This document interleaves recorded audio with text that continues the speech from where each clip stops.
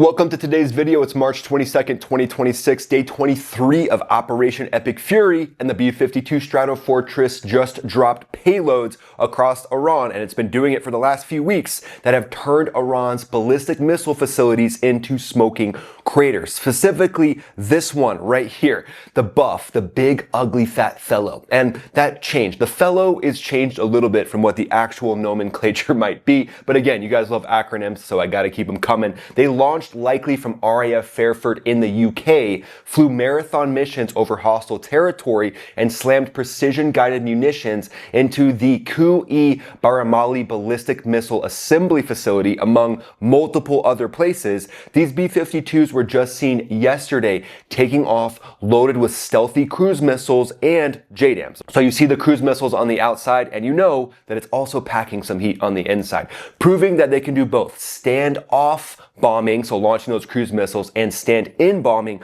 dropping the JDAMs. Meanwhile, the Iranian regime is firing back with defiant rhetoric, as they do. Their military spokesperson at this point could be an AI voice. I mean, we don't really know who's in charge. They're vowing to irreversibly destroy U.S. and allied energy, IT, and desalinization infrastructure across the region if their power plants get hit, while claiming the Strait of Hormuz remains open except to enemy vessels. So stay with me. This is the B-52 doing what it does best to dismantle Iran's missile empire and their ability to produce these ballistic missiles. And then what it's doing next is going to challenge everything you've heard about the B-52's unstoppable reach. And here's some of the latest breaking news that's coming out right now. This is from The Guardian.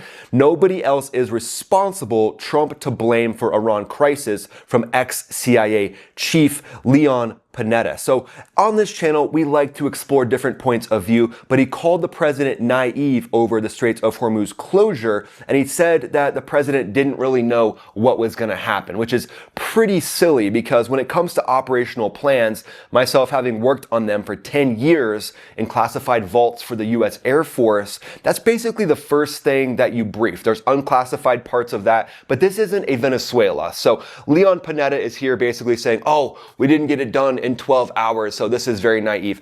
But there's phases to this campaign, and one of those phases is after you crush Iran militarily, and you have to do that for a while, as we've seen, then you have to roll into a phase where you focus on keeping the Strait of Hormuz open against Iran's proxy tactics. And that's exactly what we're seeing right now. So ultimately, I think Leon Panetta is a little bit naive to think that these top generals who are going to be briefing the president didn't actually break down what's going to happen after Iran is crushed militarily. So it's a bit of a slap in the face to these top generals who are ultimately crushing it and taking it to the Iranian regime in a way that they never thought was possible. So to Leon Panetta, I would say you're a little naive, my friend. Probably should have looked at some of those briefings when you had access to what would actually happen if the conflict with Iran went down. And then President Trump posted this on Truth Social. He said, "We are getting very close to meeting our objectives as we consider winding down our great military efforts in the Middle East with respect to the terrorist regime of Iran." And then he focused on some priorities that as the conflict starts to wind down,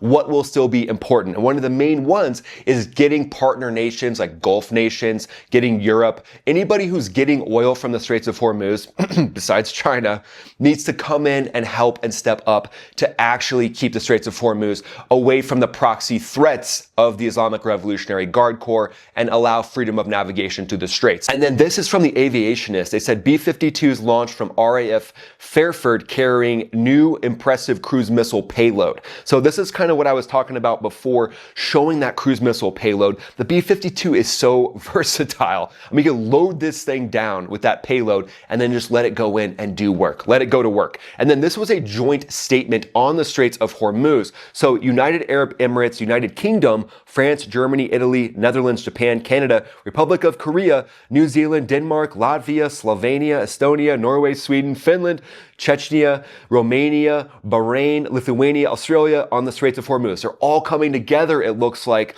to say, hey, we're putting our foot down and we're all going to step in to open up the Straits of Hormuz. So this is a good sign that some of these partner nations might start to roll in with some actual metal, something actually with teeth besides this very stern letter. I mean, the letter's good because it shows that they're thinking about it and they understand that the U.S. is like, hey, like Straits of Hormuz is important. We want the global energy to flow, but ultimately, you guys benefit a little more from this than the United States, so just step up and contribute. So I think this joint statement is really cool. Bases like RAF Fairford leading the charge in the UK, letting these legends fly out of there. These B-52 crews are the big swing and you know what at this point, and the UK has allowed them to come in without any more drama because I think the UK sees the writing on the wall. The Islamic Revolutionary Guard Corps, their days are numbered, at least in the fact of them controlling the Straits of Hormuz or having any say about what happens in that region. And I think the UK is like, oh, okay, we see how much the military has been crushed, and so we can likely bring some of our ships in with a lot less risk than what it would have been bringing them in, a few weeks ago.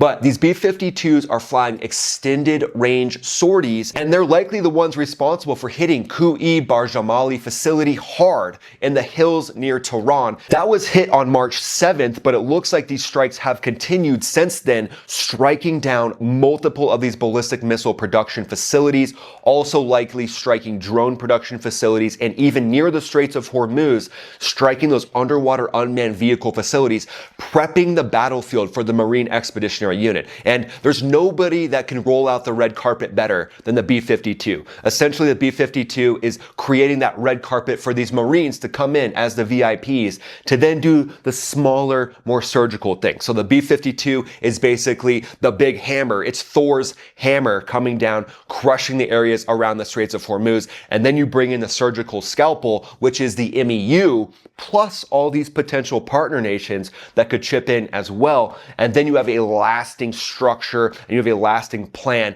to keep the Straits of Hormuz open. CENTCOM released that satellite imagery, the telltale sign of the B-52 rolling in. It shows those long assembly halls, the support buildings, and the infrastructure were intact prior to the B-52 arriving, and then March 7th, it turned everything into rubble at those facilities. It collapsed structures, debris fields, facilities completely out of commission, and we're seeing multiple strikes on hardened areas where the IRGC could be using as fighting positions or just command nodes, underground command nodes, intel collection to do what they do. I mean, they have some sort of tracking systems right now that are still working, right? Because they're tracking which ships are going through the Straits of Hormuz, so they're likely underground facilities that pass intelligence that still have communication with each other.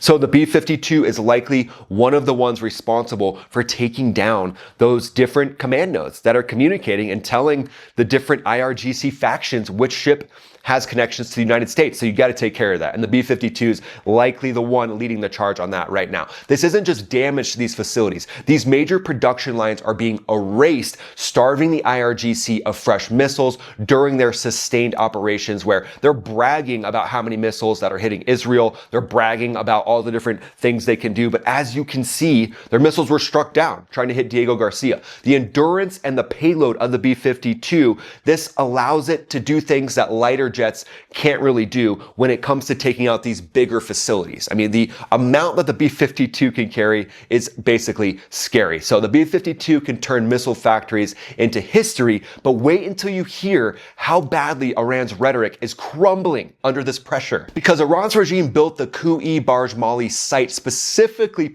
to produce those ballistic missiles, which they thought were going to completely protect the regime. And they might have, actually, if you would have let that play out for another 10 years, and they had 10,000 ballistic missiles. They only had 2,500, luckily, at this point. But those facilities feed the IRGC's arsenal for those close range, middle range, and even the long range threats for striking deeper and deeper across the world. At some point, they would have been able to strike the east coast of the United States, and obviously the UK would have been struck before that. But after weeks of coalition hammering with the B-52 and other assets, Iran's missile production is getting gutted, air defense is shredded, and Iran's maritime assets in the Straits of Hormuz likely right around that critical choke point. As we look at the map here, you can see all these different areas where they likely can have these different proxy threats. And now we're moving into the next phase where these need to be focused on. And this is not an easy thing. Remember, you bring in the sledgehammer, you crush the big things, and then it takes a while for that surgical scalpel to come in and make things happen. Over the last 12 hours, though, CENTCOM has said that there has been more degraded coastal missile sites and fast attack boat infrastructure, keeping the choke point contested still but increasingly under coalition control day by day, slowly, just one step at a time, striking down Iran's threats. Iranian officials, though, they're still talking big. They're claiming that the straits are open except to enemy vessels, and they're vowing retaliation. And in the Straits of Hormuz itself, the B-52 just bent over the IRGC and showed them what real strategic reach feels like. But President Trump has been clear. He gave Iran an ultimatum just yesterday, saying they have 48 hours to fully open the straits, or the U.S. will hit and obliterate Iranian power plants, starting with their biggest one. And Iran is being very defiant, saying if they do that, then they're going to strike desalination plants in the area and basically turn the area into more chaos, which they do have the capability to do still, even if it's a one-off, a pop shot. But the numbers and the imagery don't lie. The B-52 is overwhelmingly crushing Iran's defenses and their military capability, and now they're starting to take it to their proxy ability. But again, that's not going to be an overnight fix. The B-52, it keeps coming back for more bombing runs, proving that age is just a number when you've got that kind of payload and stamina. But the B-52, the reason why it can dominate is because of tens of thousands of pounds of precision-guided munitions and bunker busting delivered from standoff ranges way beyond most Iranian threats in the early days, but now it looks like it's doing both. So it's likely doing those standoff strikes, and then it's going in and doing stand-in strikes, long-duration missions, aerial refueling, keep it going basically as long as you want to. And it can do more things than those tactical fighters can do as far as bringing in the heavy metal and striking massive swaths of area. And in my opinion, one of the best things to prep and prepare for the Marine Expeditionary Unit that's rolling in. And you team it up with other assets like F-15s, F-35s, and you really have the ability for the B-52 to just execute brute force with one single pass and be protected by fighters overhead. It's basically like the B-52 flexed so hard, it made the whole Persian Gulf blush. But let's move to the 4D chess strategic analysis section. Iran's missile empire is collapsing, production lines are being destroyed, stockpiles dwindling, their leadership is being struck extremely hard. It's basically a temporary job if you're in the leadership of Iran at this point. And the US strategy is very clear. Methodically degrade offensive capabilities of Iran's military industrial base, and then secure the Straits of Hormuz, that narrow checkpoint, and then protect it without boots on the ground, at least yet, and then bring in allies to help protect it and keep it open. You've got some of the world's best, most capable navies after the United States that are on the list of countries that I read, so they can come in and help open the straits as well. And the B-52's deep strike ability, it exploits Iran's weakness, and it exploits the US's air superiority advantage, hitting hardened sites in the hills around Tehran, basically hitting any of these last vestiges of these sites that the IRGC has that's out away from the civilian population. Because again, the IRGC is using human shields. They're putting their headquarters in schools, hospitals, and that will be another phase of the campaign as this noose is just fully tightened right now on the military and on the Straits of Hormuz. And a lot of corporate media outlets are saying, look, this is a blunder. This isn't going well. Well, yeah, this would be nice if it was over in 12 hours, but this is a multi-month campaign, if not a little bit longer. Could go on longer than that. And that's what the operational plan from the US military has always called for.